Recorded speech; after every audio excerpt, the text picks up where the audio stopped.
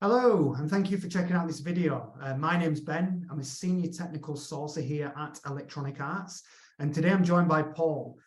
Paul previously worked at EA for around about 4 years as a QA tester in the FIFA gameplay team.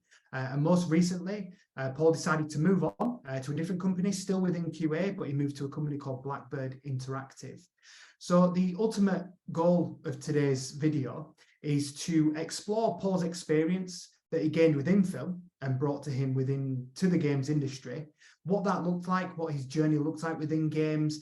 Paul offers some advice as well in terms of if you wanted to join the industry, the types of skills that you potentially need and different ways to obviously get yourself into the industry as well. So with that in mind, I hope you enjoy the video. I hope it's very informative. And also I hope you enjoy the game that Paul has made that is accessible on Steam as well. There will be a trailer at the end. Okay, thank you. Enjoy. So I'm Paul. I'm from London originally. I moved to Vancouver in 2018 after struggling as a cameraman in London for many years. Wanted to be a filmmaker. My wife was doing very well editing TV shows, so she raised the issue of moving to Vancouver. And I felt there'd be a lot more film opportunities there for me, and maybe I could really make a go of it over there. So we moved over in 2018 and looking for jobs, and I just saw, an application for EA testing FIFA, and I thought, well, it's not going to happen in a million years, but you never know. Give it a go. Applied, and I think within maybe a week or two, I was offered the job and switched careers drastically to games, and haven't looked back ever since. And I think the funny thing about today's conversation and a disclaimer is that not only did I interview Paul and we hired Paul, but I also sort of gained Paul as a friend as well randomly. Unfortunately, I've had to come back to the UK and Paul's still in Vancouver. I miss you. Please come back. I miss you every day. But yeah, just a bit of a disclaimer there, a random one. But I think what's going to be interesting today as we go through these questions is how you've sort of transitioned from film and how you've taken the skills that you've gained from film and moved into the games industry. And obviously, like you say, you initially started at EA and then you've now moved on to Blackbird. So obviously covering different genres of games. I'm going to be interested to cover that off. And I guess with that in mind, let's start by debunking the myth, shall we, around all QA testers do is play games. I bet it's very far from that. And tell us a little bit more, Paul, about what you do in your sort of day-to-day life at Blackbird. Yeah, so going into QA, I did think there would be, I didn't realize the amount of input that you are given as QA. It was a really pleasant surprise. I was expecting, I'm just going to play the game, I'm just going to log bugs, and anything and everything. And there's not going to be much input and from me creatively.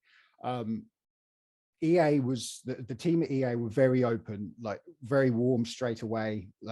Always had a time to listen to my opinions. So you do initially start just playing games. Like the first few months, you will just be playing the game. But that's for the team to give you some time to settle down, and they also want to check you out and see how you are playing the game and what issues you're raising. So once you've shown an understanding of the game and how the games work, you'll then start to be invited into the design discussions, and you really do play an important part in the development of the game. Whether it be gameplay features being overpowered, or teams being too difficult, or just anything and everything. You really do have such an input on the game as a whole. And what you don't realize is, as QA, you're covering every aspect of the game, whereas certain designers and software engineers and stuff, they're focused on a core aspect of the game. When you're QA, you're looking at anything and everything. So it's a really interesting variety of things to look at within the game. It's really a lot of fun. Nice. And obviously, you mentioned there, you've transitioned from working at EA, working on FIFA at the time, and now you're at Blackbird. Am I right in thinking that you're working on a sort of a real-time type strategy game at the moment? Yeah, so I was on FIFA for 4 years and loved every minute of it. Was considering, I had a couple interviews to be an associate quality designer. So I was, there were opportunities for me at EA to move up. But personally, I'm a bit of a sci-fi nerd and a bit of a horror buff. And as we said, I love my film. So the idea of working on a story-driven game was something I had to try and pursue. So after the 4 years, I decided I'm just going to have a look. I'm just going to look and see what there is. And yeah, I discovered the company Blackbird Interactive. They'd made an incredible game called Hard Space Shipbreaker, which has been doing really, really well on Steam. And I just went to their website. They were hiring. I applied. I think 2 days later, I had an interview, and 4 days later, I'd had the job offer. And then now I'm working on this real-time strategy game called Homeworld 3, and I get to play around with spaceships all day. And it's really great. It really is. It's a dream come true. That's such a difference, isn't it? Obviously being focused on football and looking at football from a QA perspective, then going over to spaceships, it's just like two different things. And I guess with that, has your role changed? Obviously, different genres. I'm sure there's different mechanics in the game, so many different variants. Like, how has your role changed since? Well, I mean, it has and it hasn't. At the core of it, no, it's exactly the same. Like I work with the design team. They ask me, I say, oh, instead of, oh, we've got a new free kick system, I'm testing, oh, we've got a new rocket system attached to the spaceships, so it's just trading one genre for another. The job itself remains the same. It's talking with designers. Do you think this level's too long? Do the spaceships travel fast enough? Do the talking heads, where the dialogue, when the characters speak, does that make sense? Every kind of creative aspect is considered. And that's what QA can provide. Our job is to represent the customer and the user and the player. Like how would the player feel? Would the player feel ripped off if he died here, or if he conceded a goal here? Like it's about trying to make sure that we can make the customer happy. I love that. I love that. So on the subject of EA then, obviously we both share that we've both worked there. I work there now. How did your role at EA see you interact and collaborate with other teams or departments? Yeah, so after a while of me being there a while, I ended up kind of taking on the lead of our QA team. We had about 9 guys, and I was then started giving interviews, to recruit new members, and I ended up started giving presentations, and I would do training. So I would give presentations to the team about new software, new gameplay features being implemented, just various things. And then this led to a few people kind of noticing that they liked the way I talked, the way I presented and things. So I actually was then asked to give presentations to all the other IPs within EA. So I would go and give a presentation to Madden, to NHL, to UFC, and say, these are the new testing practices that our QA team are implementing. We're using this software, we're using that software, we're doing this, we have these spreadsheets, we're tracking these changes here, just about how we're doing it and how we're seeing our bug numbers really raise. And we're sharing that knowledge within EA to all the different teams to help improve not just FIFA, but every game that EA releases. So that's how we would interact. We would just any new practice we implemented that benefited us, we would take it straight to Madden, to UFC, to NHL. In your opinion, then, what would you say has been the biggest learning curve since you've joined or were at EA? So it's the real biggest learning curve for me was understanding games design and why things are designed the way they are. So when you start out as QA, like low-hanging fruit bugs, is what you would focus on. So for example, clipping, when two objects what's the word, pass through each other, so they would pass through. See, a player would try and kick the ball and the ball would go through his foot, or two players would entangle and mishmash and fall over. And I would often call that out and say, as a bug, and say, look, like the ball's going through an arm here. The player's arm is going through another player's head, or, these strange things. But then the designers would show me that, no, that this is a necessary evil, because if we have collisions on and we don't allow to clip through, they would just bounce off each other and fly off. And it was the worst case than just a little bit of clipping. So it was understanding that, oh, okay, some cases you have to have what maybe appeared to be a bug, but it's a necessary evil because it's stopping a worse bug happening. So it was really understanding that I'd think, oh, these are bugs, like this is a problem. And then you kind of realize like, no, this is because of the design, we have to allow these things to happen because worse bugs can occur. So that was a real learning curve and kind of understanding that, okay, you know, don't just look at see an issue and see it as just face value. Oh, it's a bug, it's a problem. There may be an underlying reason behind that. And that's why having real conversations with the design team and then being open to discussions and taking the time to explain to you what's going on was really valuable at EA, because they could just, you know, I could log the bugs and they could just, you know, as designed, move the bug on, but they would take the time to explain to me why it wasn't a bug. And then you learn from that. And then obviously you stop logging those bugs and you learn and you focus on the bigger issues. So that was the real thing to learn was that having no knowledge about game design whatsoever, to really kind of understanding not how things are done, because that's very technical, but why things are done, you know? So that's really valuable. What I find really interesting when you answer my questions, it's the way that you answer them. You sort of answer them from a perspective of not just looking from a QA perspective, but from a, I don't know how to sort of phrase this, but from like a design perspective, how it's going to affect the player, what other teams, like how it would impact other teams. So it's not just the way that you answer the question so far. It's not just about it's a bug and it causes a problem. It's like the ripple effect of the issue, if that makes sense. I just find the way that you answer the questions is very much, I would probably put you down as a game designer rather than obviously working in QA at the moment, which is really interesting.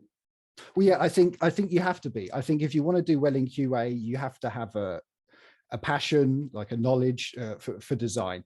You have to understand as well that you're calling out issues that people have worked very hard on.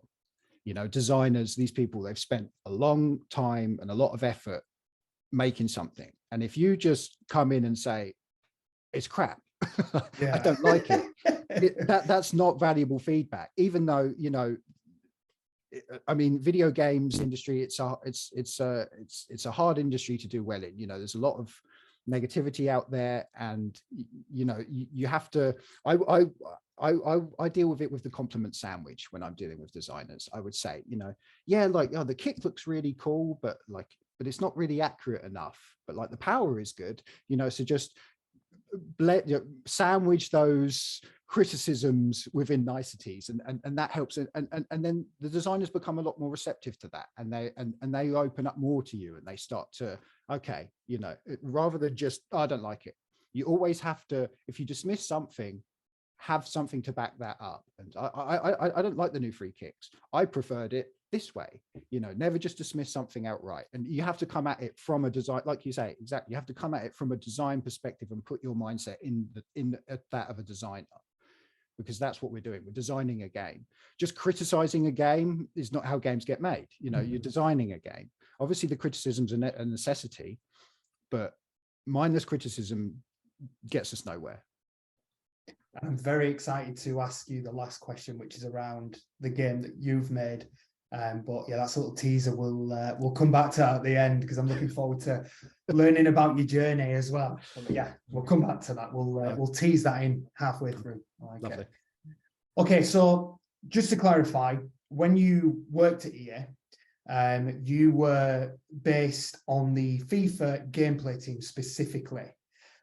So tell me a little bit about your time on that team, maybe how it differs from other teams within sort of the FIFA franchise in terms from a QA point of view, and tell me about what your role involved.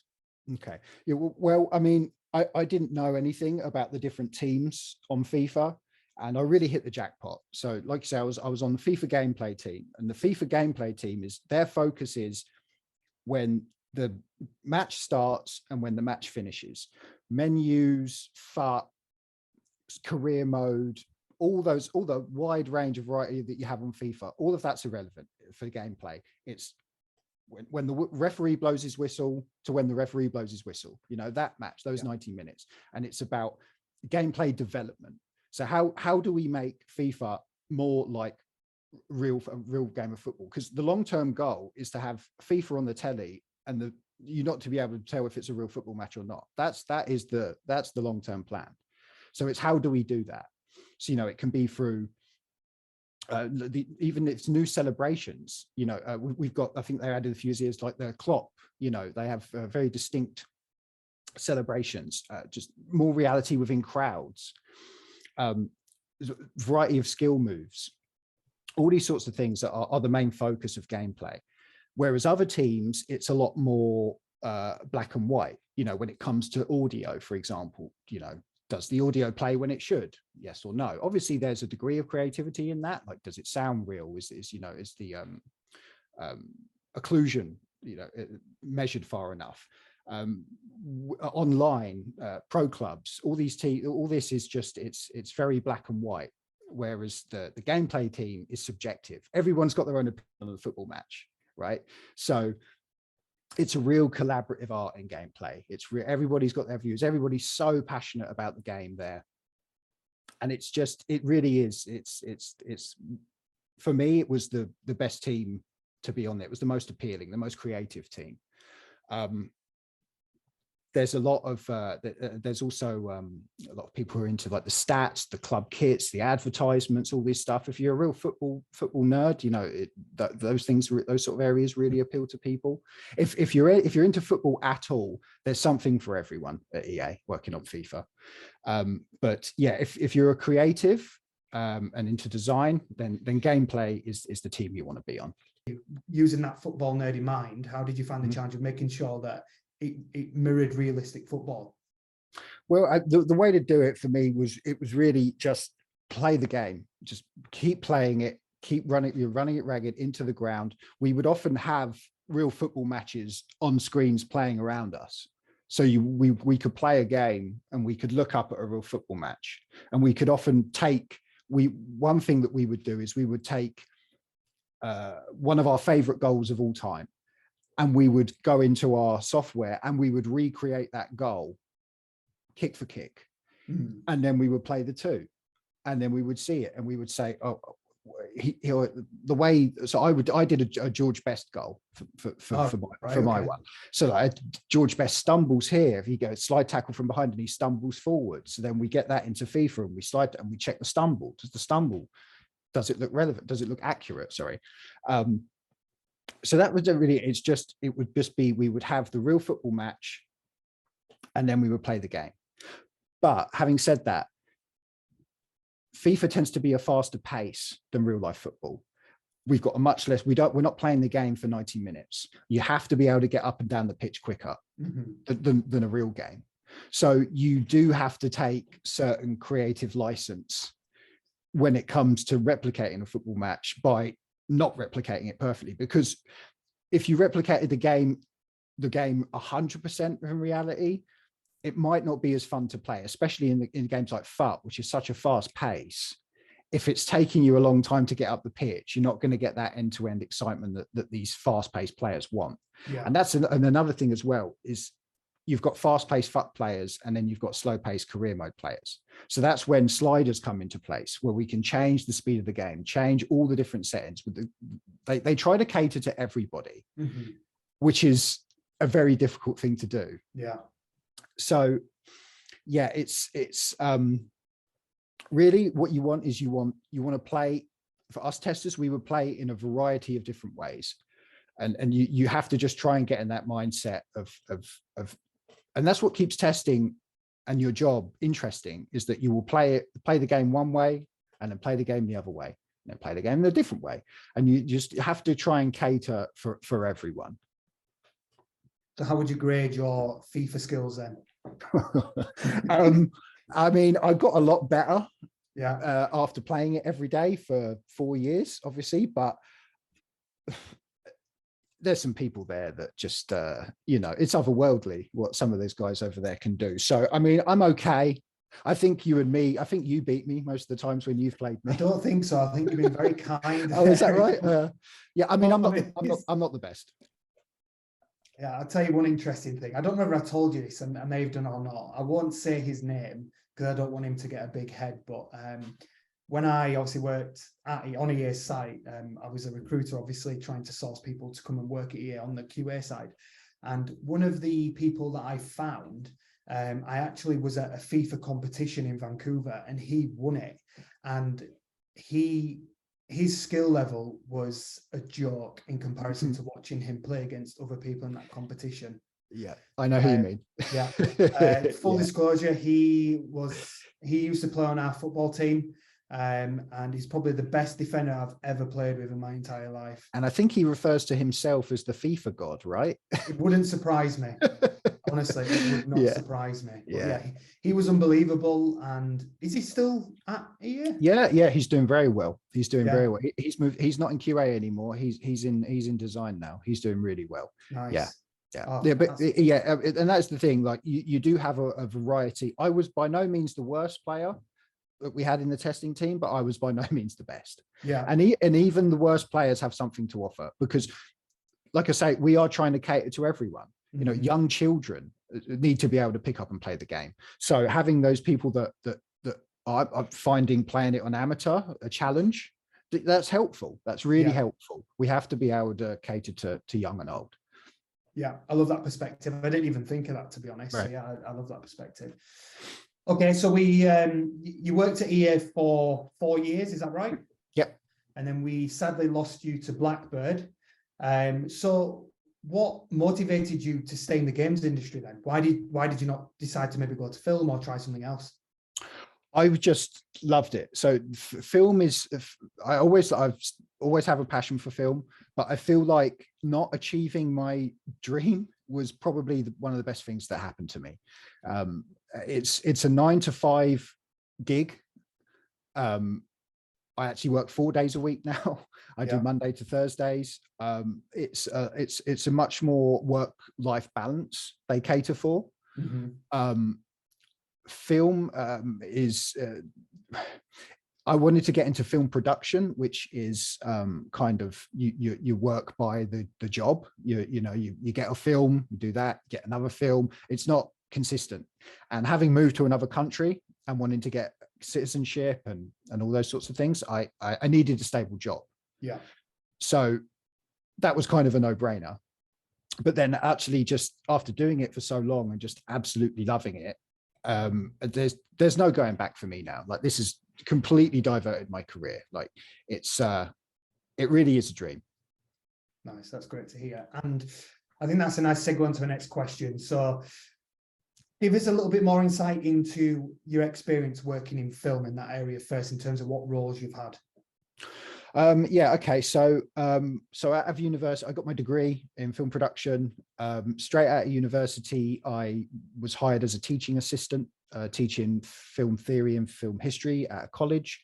I did that for 2 years and then felt slightly fraudulent teaching film, having never worked on anything.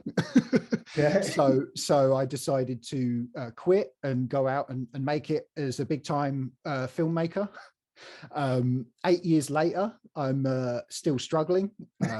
I ended up doing wedding videos, music videos, live events. It was a real struggle. But then I actually I ended up as a lead videographer at a video production company, which then took me to more sort of professional live music gigs, corporate videos, and then some short films.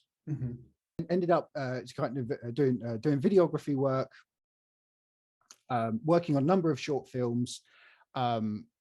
Wasn't setting the world on fire, wasn't setting the film world on fire, which I'd hoped to do.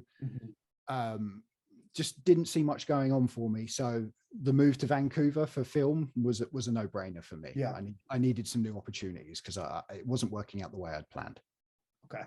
And so through your education in film and the skills that you've gained in the film industry, in your opinion, how has that transferred to working, not just in QA, but in the games industry as a whole? How have you leveraged those skills?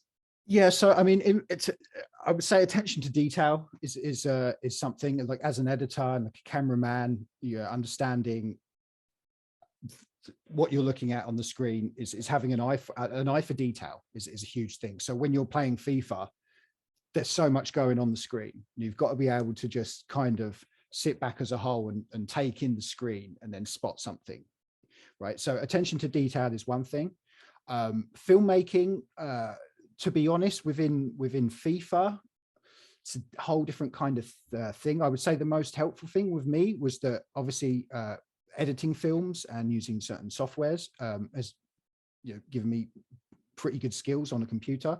So having to learn new software programs, being able to pick those up quickly, that was probably the most beneficial for me for FIFA. But obviously kind of now I'm working in science fiction, story-driven games, it goes without saying. Like there's cutscenes, there's acting, there's the story being told, so I can give my input on film theory. I have kind of knowledge on how a story should progress, beginning, middle, end, character development, all these sorts of things. And this is all very relevant to games. Games are movies now in a sense. Like Last of Us, these sorts of things. Really, it's all about like storytelling, right? And that's really where I've come in. And it's benefited me at Blackbird is I understand structure of story. So understanding story structure and then how to translate that into a game. Obviously, it's a different kettle of fish. You've got maybe 12, 14 hours in a story-driven game, where if you've got 2 hours in a film, so obviously you're dragging that out. So you can kind of look at it as like a long TV series, for example. So that's really where it's benefited me. My film knowledge, my film background, technically learning to edit, has helped me understand and learn the software much quicker. And then for story-driven games, just understanding film theory has helped me understand how to develop character and story. Thank you for that. Since leaving the film industry and then obviously joining EA and working at EA for 4 years, and then obviously moving over to Blackbird Interactive, has this changed your career goals, and what's the plans for the future? Where do you want to be? So I'm at a little bit of a crossroads at the minute, personally, with where I'm going to go. I ever since getting the job at EA and transitioning to Blackbird, my career has diverted directly to video games. I'm currently at a crossroads whether I want to pursue design or quality assurance, whether I want to just be a QA boss, a QA lead, where I lead a small team of testers. We work with the designers and we play test the game and we help design the overall product. Whereas I'm kind of tempted, having now making my own games and things, to try and pursue a career in design. But that can lead me down cinematics, audio, level design. There's so many options within the video games industry. There's really a path for everyone. So me having been around doing, music videos, kind of trying to be like a bit of a jack of all trades, I've kind of got a few options for me right now. So yeah, I don't know where I'm going at the minute. It's hard to say. I've got a few options. Yeah. So we can see where we go from there, really. But yeah, it's definitely a real interesting time. There's just within the video games industry, there's so much opportunity out there, so many routes to go. It's really hard to say. That's awesome. The future's bright. Indeed. Like it. Yeah, I like it. So just on that, again, that question. So in your opinion, how has QA set you up to make that move to any of those different areas of game? In your opinion, how has QA set you up to maybe transition into the likes of design or other different areas? Well, QA is perfect. It's a perfect landing spot because you interact with every single part of that game. So I'm playing FIFA, I spot an audio bug. So I go to the audio team and I'll talk and I'll discuss and I'll, not learn everything, but I'll get an idea of how the audio team works. And then I'll spot a bug within the gameplay. So then I'll go to the gameplay team, but then I'll spot a bug, maybe I can't connect online. I'm trying to, play online and I'm not connecting. So I take that bug to the online team. So you're able to jump around. It's like being the mail guy to a degree. You're jumping around in every room and you're just getting a little bit, every bit here and there, and you pick things up, and then you'll naturally find what draws you naturally, what you're more interested by. And that often happens with the bugs you find. You find that 90% of the bugs I've found in the past 2 months have been audio related. So maybe that will give you a clue that you've got a knack for audio. You can follow that route. Or, I've got a lot of opinions about the game and how we can improve the development. Perhaps I could take a path to be a producer. So QA really is just such a good way to just take in the industry or how your company works, how your game works on every core aspect, gives you a solid base, and then you can start to plot your course. Nice. And from your experience so far in QA, how responsive are your colleagues to like your opinions and on the game? So when I say colleagues, I mean obviously your software engineers, your designers, potentially your artists. How responsive are they to your input? Very responsive, very responsive. But again, like I think part of that is the way it's delivered. I think you, like I said earlier, you just the compliment sandwich. You have to be constructive. If you're criticizing something and you give them a good idea, they're more than happy to take it on. At least in my experience at Blackbird and at EA, I've never been shut down of an idea. It's always been, yeah, okay, we'll take that on board, and they often do. So it's, yeah, I would say, like, don't be shy. If you've got an idea, speak it out. It doesn't necessarily have to speak it to everyone. Just mention it to a colleague at first if you're a little unsure. Like just talk. There's no bad ideas. Just be confident. Just be confident and have faith in your ideas. Forget about imposter syndrome. You're there for a reason. Just be honest. That's the best thing you can be.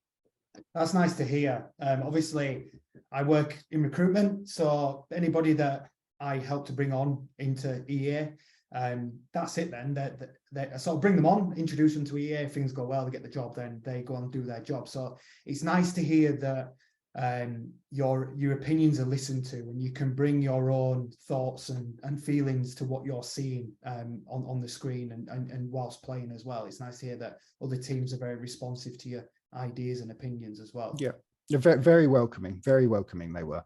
Yeah, that's nice to hear. So I feel like I keep saying the same thing, and this is going to be like a two-ended question for you. So again, you've gone from film and now you work in the games industry. So this double-ended question, the first part of it is going to be, what advice would you give to someone wanting to get into the games industry as a whole? And then the second part to that is someone that maybe wants to get into QA. So double-ended question there for you. Okay. Well, I think, to be honest, I would say the questions are related. For somebody that wants to get into the game industry, QA is your best start. If you don't have a degree in games production and games design or anything like that, it's just it seems like a long shot dream to you. QA is a way in, 100%. All you need to know is how to play video games and have an opinion. So my advice would be, if you don't have qualifications, or you're doubting yourself, it seems like a long shot, QA is your best bet, without a doubt. I don't see any other way in. If you do have a degree and qualifications and all that, yeah, perhaps you could jump to straight into a designer and things like that. But I can only speak from my opinion. QA was a way in, but there are a lot of people that can get into QA and not do as well as they potentially should, because they either lack confidence, or you have to be sure of yourself and know that you have a strong opinion and believe in your opinion. And it's not only just believing in your opinion, it's being able to communicate that. So I would say that you just have to, my advice would be passionate about the game, care about the game, have an opinion, don't be afraid to voice it.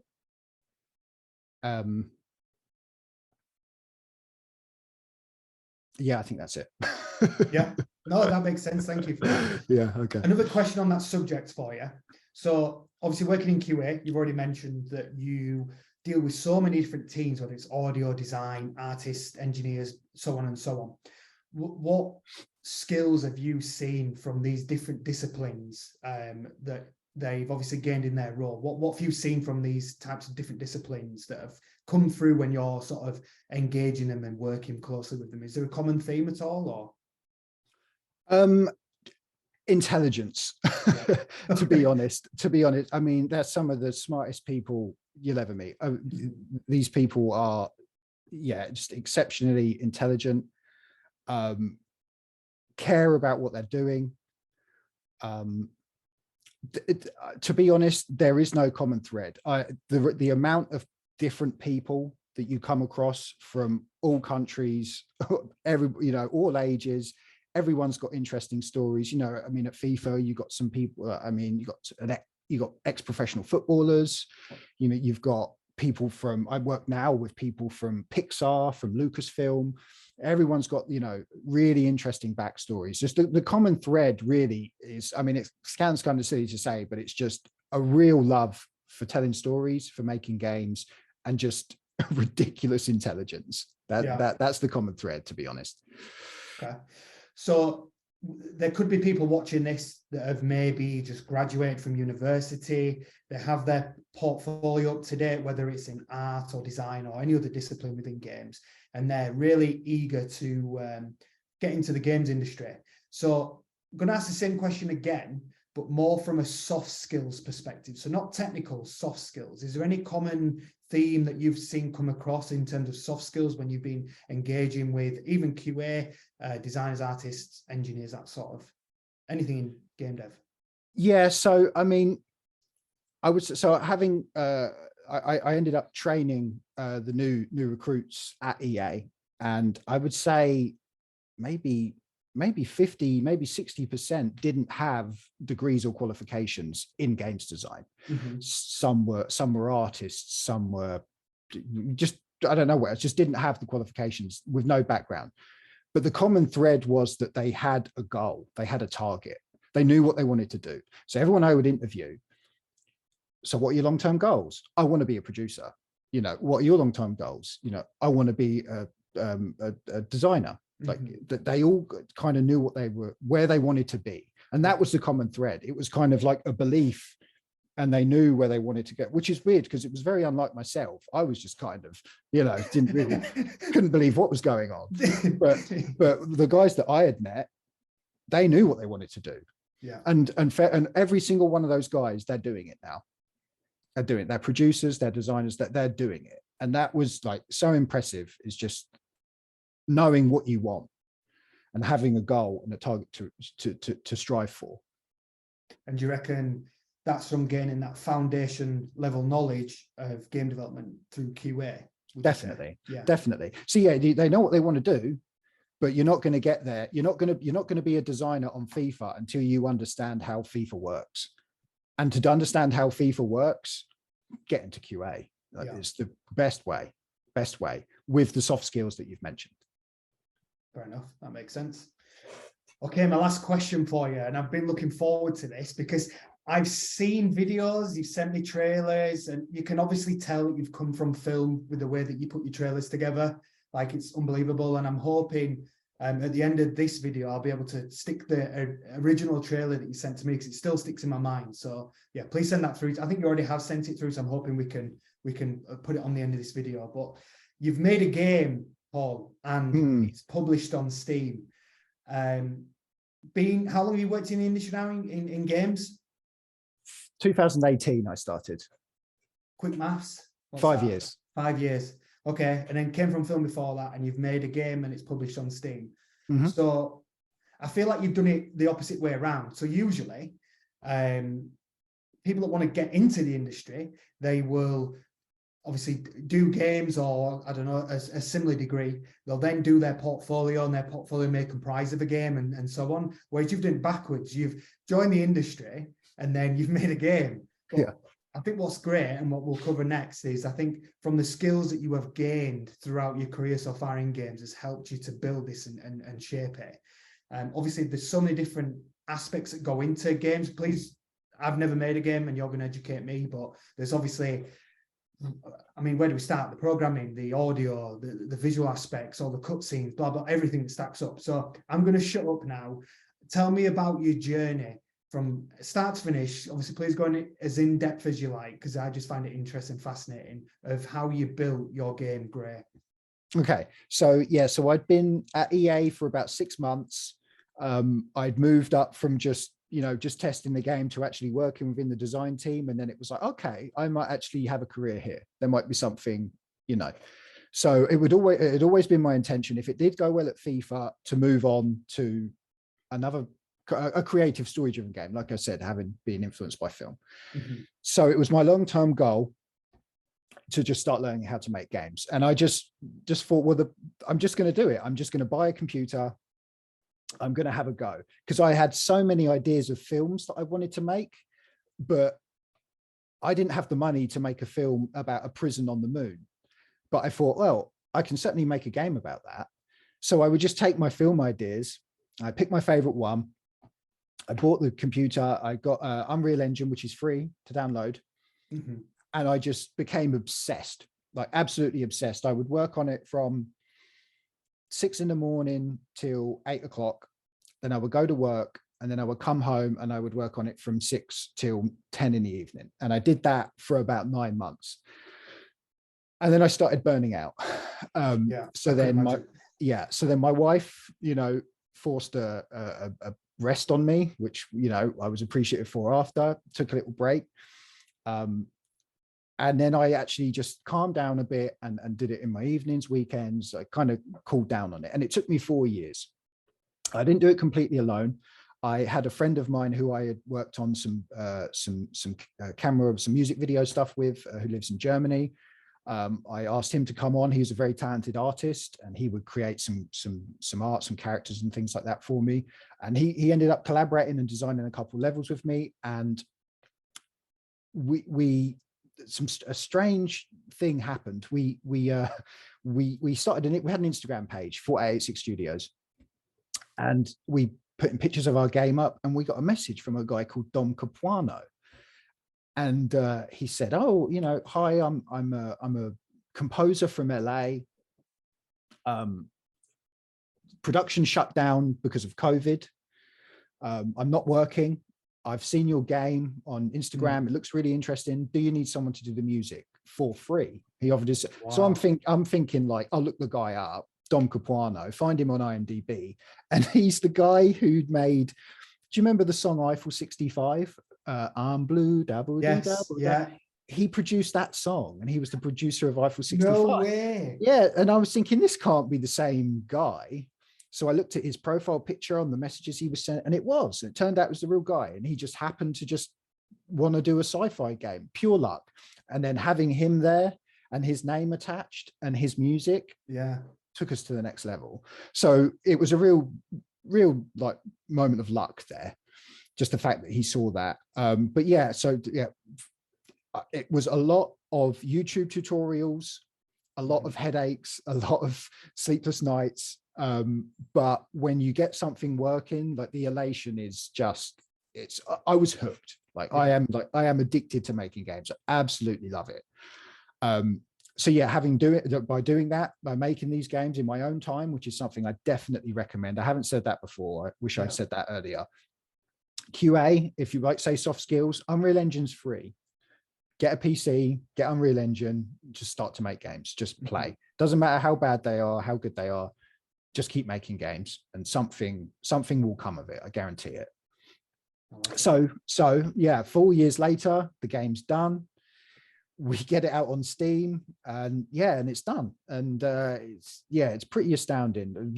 But we got through it by a lot of, I had friends do the voice acting roles, just get as much like free. There's a lot of free source stuff on the internet, like sound effects and things you can get for free. There's so much available to, an indie home developer now, and just love it. But I would, fair warning, there are a lot of developers that start games and never finish them.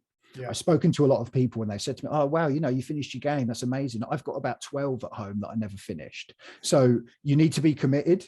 and you need to love the idea before you even start and know that you're going to finish it. So yeah, it's out now. You've seen the trailer. Thank you for the kind words. I'm glad you, it was great. Very gripping. Yeah. So yeah, I'm making more. I've got a few more games coming up. Yeah. So that I would just say it was 4 years of Google searches and headaches, yeah.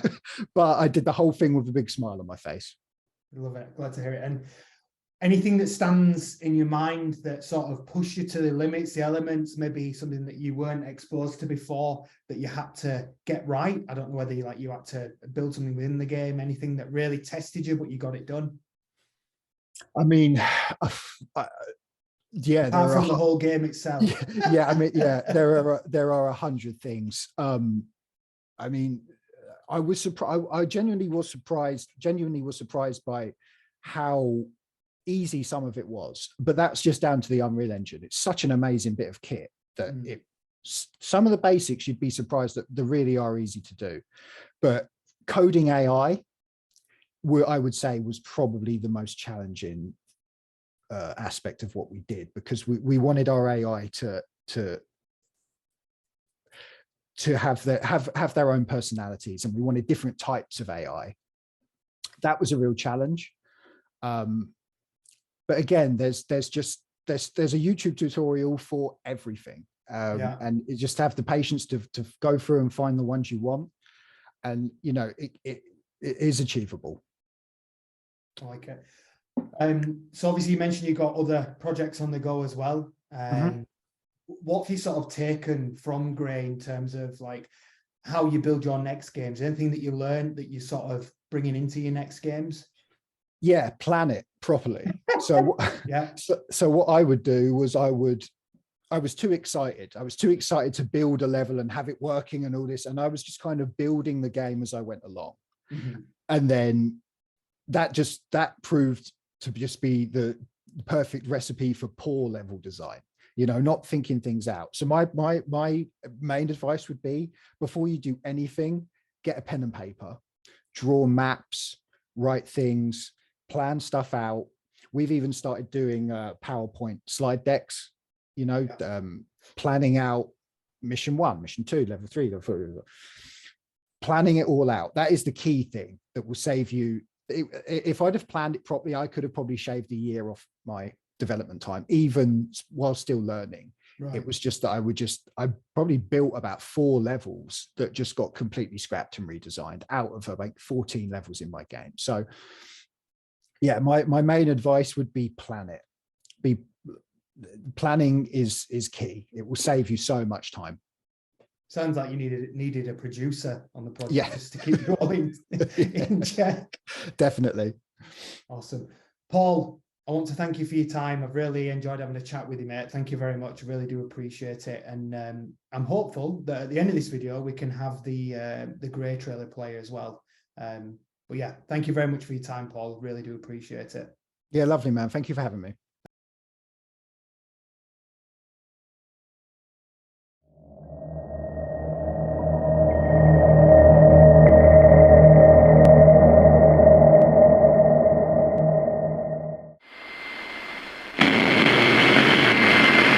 There is no strife, no prejudice, no national conflict in outer space as yet.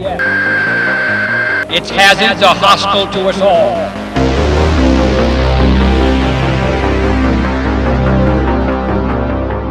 Its conquest deserves the best of all mankind.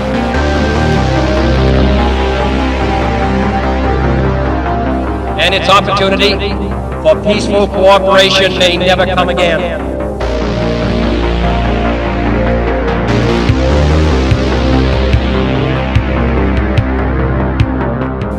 But why, some say, the moon? Why choose this as our goal? And they may well ask, why climb the highest mountain? Why 35 years ago, fly the Atlantic?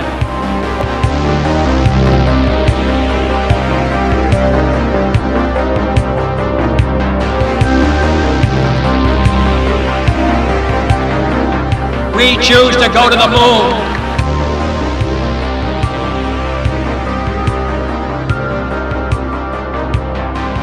We choose to go to the moon.